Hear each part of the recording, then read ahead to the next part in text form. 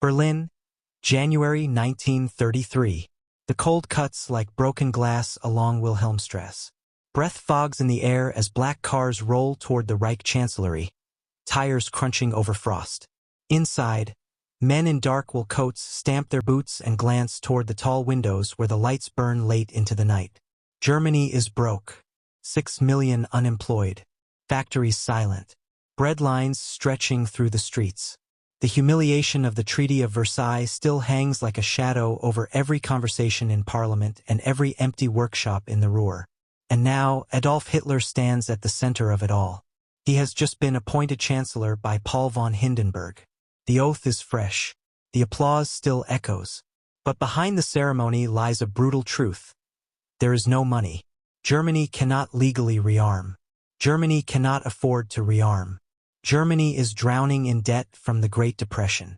Yet within 6 years, tanks will roll, bombers will darken skies, and Europe will tremble. How? Inside a smoke-filled office in the Reichsbank, a heavy-set man with sharp eyes adjusts his spectacles. His name is Hjalmar Schacht, former central banker, financial magician, survivor of inflation chaos. He understands numbers the way generals understand maps. Hitler does not speak in spreadsheets. He speaks in destiny, revenge, and steel. But Schacht listens to the subtext. Rearmament, jobs, infrastructure, a military reborn in defiance of Versailles. There is no gold reserve large enough. No foreign investor willing to bankroll open treaty violations. International markets still distrust Berlin after the hyperinflation nightmare of 1923. So Schacht proposes something audacious. Not real money. Promise. The meeting is tense. Heavy oak table. Maps of Europe pinned to the walls. Cigarette smoke coils under the chandelier. Hitler paces as he talks about tractors that will secretly be tanks, about aircraft clubs that will secretly train pilots. He needs billions of Reichsmarks. Schacht suggests creating a shadow company. A fake one. In 1934, the Metallurgische Forschungsgesellschaft, MEFO, is born. On paper, it is an ordinary industrial firm. In reality, it is a financial ghost. Instead of paying arms manufacturers directly from the state treasury, the government issues MEFO bills, promissory notes guaranteed by the Reich. Companies like Krupp and Rheinmetall accept them as payment for weapons production. The genius lies in concealment. The spending does not appear in the official budget. Foreign observers see limited deficits. The League of Nations sees compliance, at least on paper. Meanwhile, factories roar back to life. Workers return. Steel glows white in furnaces. Assembly lines hum. You can almost hear the transformation. Rivets hammered into armor plating, lathes carving gun barrels, engineers whispering over blueprints of aircraft that technically should not exist. The money is not printed recklessly. It is deferred. The bills mature in 5 years. By then, Schacht believes the economy will be strong enough or Germany powerful enough to handle the consequences. It is a gamble measured in steel and time. Meanwhile, public works projects surge forward. The Autobahn stretches across the countryside, concrete slicing through fields and forests. Officially, they are civilian infrastructure projects. But every straightaway is long enough for aircraft landings. Every bridge is reinforced for military transport. Unemployment plummets. Propaganda reels spin images of prosperity. To the average German worker, it feels like a miracle. Jobs have returned. Wages are paid. Pride is restored. But the miracle is built on IOUs. In private conversations, Schacht grows uneasy. Rearmament spending accelerates faster than he anticipated. Hitler demands more submarines, artillery, aircraft squadrons. Generals whisper about rebuilding the army beyond the 100,000-man limit imposed by Versailles. The Reich is spending money it does not technically have. And the clock on those MEFO bills is ticking. Yet confidence spreads like wildfire. Foreign bankers begin cautiously extending credit again. Industrial production surges. By 1936, Germany is openly reintroducing conscription. The mask is slipping, but by then it may not matter, because something else is happening. Not just creative accounting, not just hidden debt, Germany is preparing to take wealth, not borrow it. The men in that Berlin office understand something chilling. If expansion comes before the bills mature, the resources of other nations can pay the balance. Austria, Czechoslovakia, beyond. The gamble is no longer financial. It is geopolitical. Snow continues to fall outside the Reichsbank windows. Inside, Schacht signs another stack of MEFO guarantees. Ink presses into paper with quiet finality. Each signature builds an army. Each signature deepens the risk. Germany looks reborn. Factories blaze. Soldiers march in new uniforms. Aircraft engines scream over training fields. But beneath the spectacle lies a fragile scaffolding of deferred payment and calculated deception. A nation pretending to be solvent. A regime betting everything on speed. And a financial time bomb set to detonate unless conquest outruns debt. The ink on the MEFO bills is barely dry when the demands escalate. Berlin, September 1936. Searchlights sweep the night sky above the party rally grounds in Nuremberg. Thousands stand shoulder to shoulder beneath banners heavy with red and black. The loudspeakers crackle as Adolf Hitler steps forward. Boots polished, voice sharp and rising. Germany must be ready for war in 4 years. Not someday. Not gradually. For years. Behind the spectacle, the order hits like artillery inside the ministries. Rearmament is no longer hidden ambition. It is state doctrine. And the man chosen to drive it forward is not an economist. It is Hermann Göring, a decorated World War I fighter ace, now bloated in uniform and ambition. Göring is placed in charge of the 4-year plan. His mission: make Germany economically self-sufficient and militarily unstoppable before the financial scaffolding collapses. Schacht watches with tightening jaw. He understands balance sheets. Göring understands power. The 4-year plan transforms the economy into something halfway between capitalism and command dictatorship. Private companies still exist, but they no longer decide their own futures. The state dictates production quotas. Steel, coal, aluminum, every ton is counted, redirected, prioritized for armaments. Inside the Reich Air Ministry, blueprints cover massive tables. Engineers calculate aluminum requirements for bombers that do not yet officially exist. Germany lacks sufficient natural resources, especially oil and rubber. So Göring orders synthetic substitutes. At Luna and other industrial complexes, chemists labor over coal hydrogenation processes to produce synthetic fuel. Massive plants rise, belching smoke into gray skies. Artificial rubber, Buna, is manufactured in vast quantities. It is inefficient, expensive, technically inferior, but it reduces dependence on foreign imports. The cost is astronomical. Germany is now spending roughly 20% of its national income on rearmament, an unheard-of peacetime level. Foreign currency reserves shrink.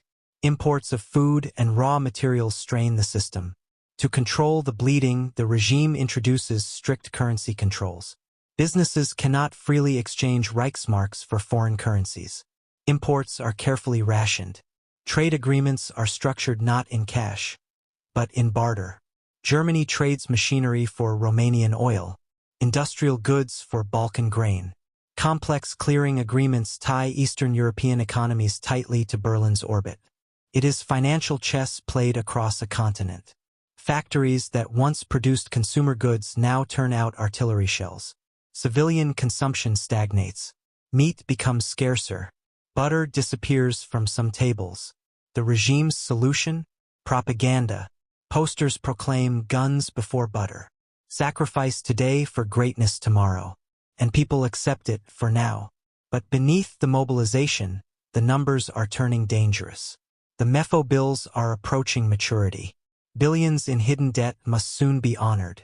Investors grow cautious. Inflationary pressure creeps upward, though tightly controlled by price freezes and wage caps.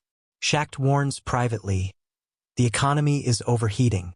He pushes for limits, for moderation, for fiscal sanity. Hitler ignores him. In 1937, tension explodes inside the cabinet.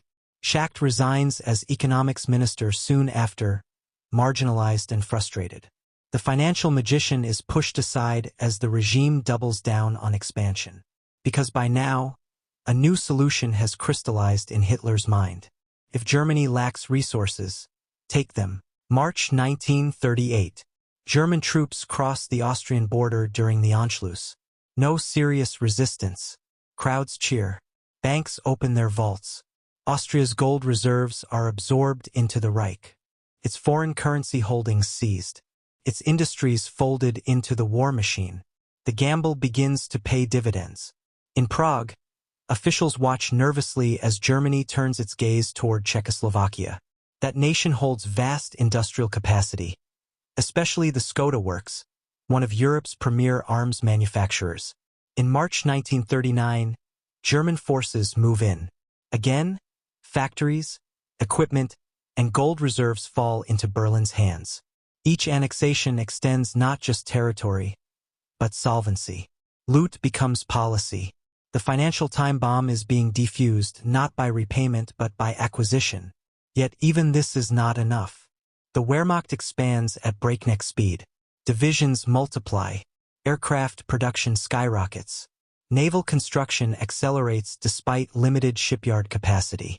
Inside barracks across Germany, new conscripts drill beneath gray skies. Panzer units train with increasingly sophisticated tanks. Messerschmitt fighters scream across airfields. But every engine consumes fuel Germany barely produces. Every tank requires imported manganese and iron ore. The system remains fragile. In confidential briefings, economic planners admit a chilling truth. Germany cannot sustain long war without rapid victories. Blitzkrieg is not just a military doctrine. It is a financial necessity. If campaigns drag on, shortages will strangle the Reich. If conquests are swift, captured resources can fuel the next offensive. Speed becomes survival. In August 1939, as diplomats posture and Europe trembles, trains move silently toward the Polish border. Ammunition stockpiles are counted. Fuel reserves measured carefully. The economy is stretched to its limit. The debt has been hidden. The consumption suppressed. The resources partially stolen. Now the final phase begins. War will either solve the financial crisis or expose it. And once the first shot is fired, there will be no more accounting tricks. Only plunder. Dawn, September 1st, 1939. Mist clings to the Polish frontier. German infantry crouch beside armored vehicles, breath slow and measured. Then the artillery opens up. The invasion of Poland is not just a military operation. It is a financial maneuver. Columns of panzers surge forward, engines roaring, treads grinding through wet soil. Stuka dive bombers scream down from gray skies, sirens wailing like mechanical banshees. Within weeks, Poland collapses under the combined assault of the Wehrmacht and the Soviet advance from the east. But as the smoke clears, another invasion begins. Not by soldiers, by accountants. In Warsaw, officials from the Reich Ministry of Finance enter government buildings with lists in hand. Gold reserves are seized. Foreign currency accounts frozen. Industrial inventories catalogued. Railways, coal mines, factories absorbed into German control. The plunder is systematic. Poland's central bank assets are transferred to Berlin. Art collections vanish. Machinery is dismantled and shipped west. Food stocks are requisitioned. Occupation is engineered to extract maximum value. The same pattern unfolds in 1940 when German forces sweep westward. The Low Countries fall. Then France. In Paris, the humiliation of June 1940 feels like the closing of a financial circle that began with the Treaty of Versailles. But this time, Germany dictates terms. Under the Armistice Agreement, France must pay occupation costs, an enormous daily sum that drains billions of francs into German coffers. The figure is deliberately inflated. It effectively forces France to fund its own occupation. German soldiers march down the Champs-Élysées. Behind them, economic officers secure access to French industry, raw materials, and agricultural output. French factories produce goods for the Reich. Food shipments are redirected eastward. By 1941, a significant portion of Germany's war spending is being financed externally, by occupied Europe. It is conquest converted into credit. The Reich no longer relies solely on creative accounting like MEFO bills. It now feeds on captured economies. Rail cars loaded with Belgian steel, Dutch food supplies, and French machinery rumble toward Germany's industrial heartland. Forced exchange rates ensure that the Reichsmark is artificially strong in occupied territories, allowing Germany to buy goods cheaply while paying in controlled currency. The system is predatory but efficient. Yet war expands faster than the revenue.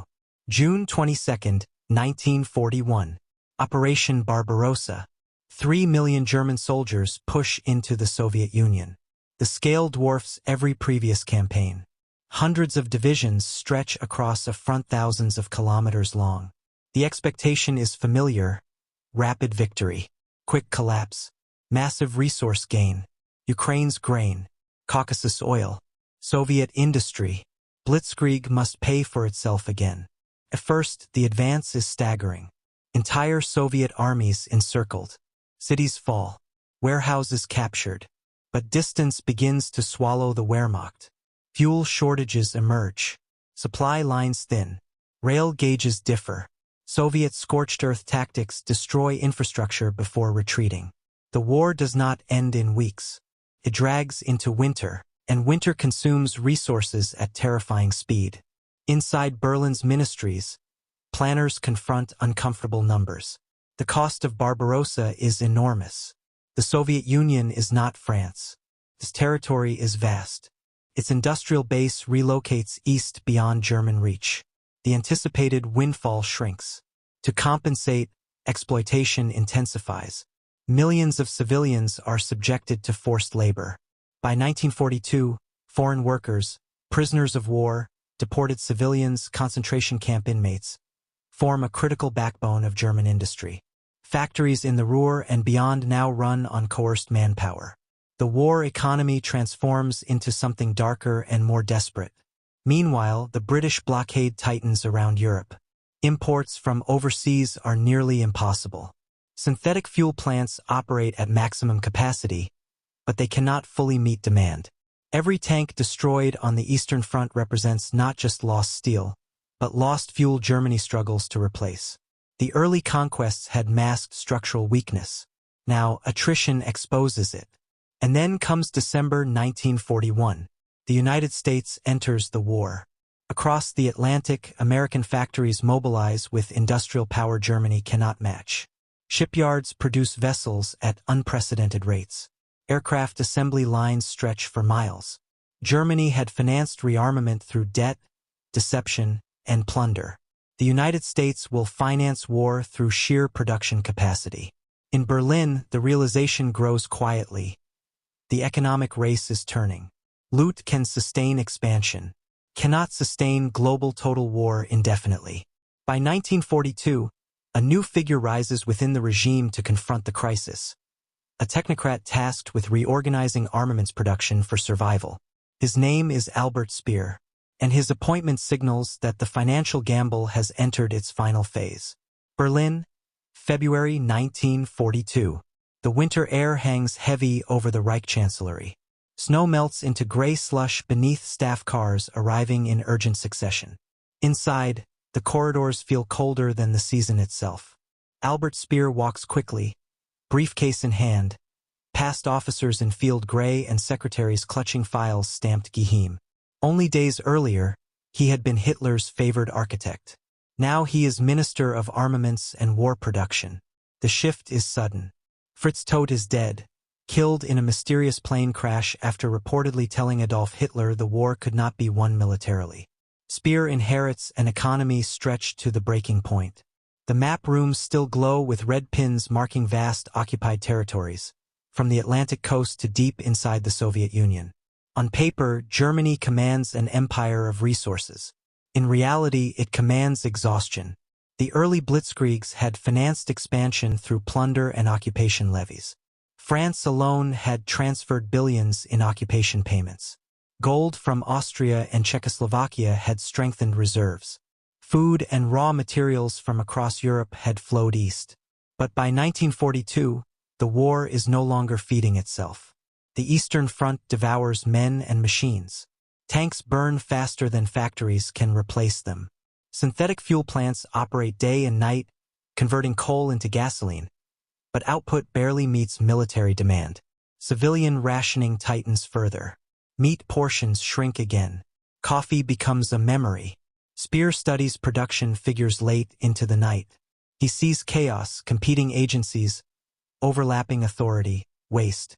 The Nazi state, for all its brutality, is administratively fragmented. The Air Ministry competes with the Army High Command. Party officials interfere in industrial planning. Regional leaders hoard resources. Speer moves quickly. He centralizes contracts, streamlines production, forces industries to standardize designs.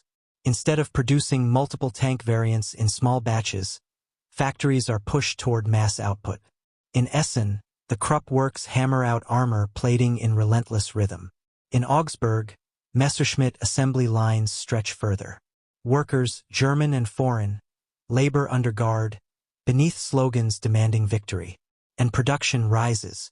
By 1943 and 1944, German armaments output peaks, even under constant Allied bombing. Aircraft production nearly triples compared to earlier years. Tank output surges despite shortages. It looks like an industrial miracle, but the miracle is brittle, because much of it runs on stolen labor. Millions of forced workers from Poland, France, the Soviet Union, and beyond toil in factories and mines. Prisoners of war operate machinery. Concentration camp inmates build underground facilities to shield production from Allied air raids. The system squeezes every occupied territory dry. Meanwhile, the Allies tighten the economic noose. The Royal Air Force by night. The U.S. Army Air Forces by day. Bombers roar over Hamburg, the Ruhr, Berlin. Firestorms consume neighborhoods. Oil refineries explode. Synthetic fuel plants become primary targets. Each successful strike hits the very heart of Germany's financial strategy. Without fuel, tanks are useless. Aircraft cannot fly. Trucks cannot deliver supplies. In 1944, Allied bombing of oil facilities devastates output. Aviation fuel production collapses. Training hours for pilots are slashed. Panzer divisions receive only a fraction of required gasoline. The war machine, built on debt and plunder, begins to starve. And the territories that once financed the Reich are slipping away. North Africa is lost. Italy collapses. Soviet forces push westward relentlessly. France is liberated after D-Day. With each retreat, Germany loses another source of extracted wealth.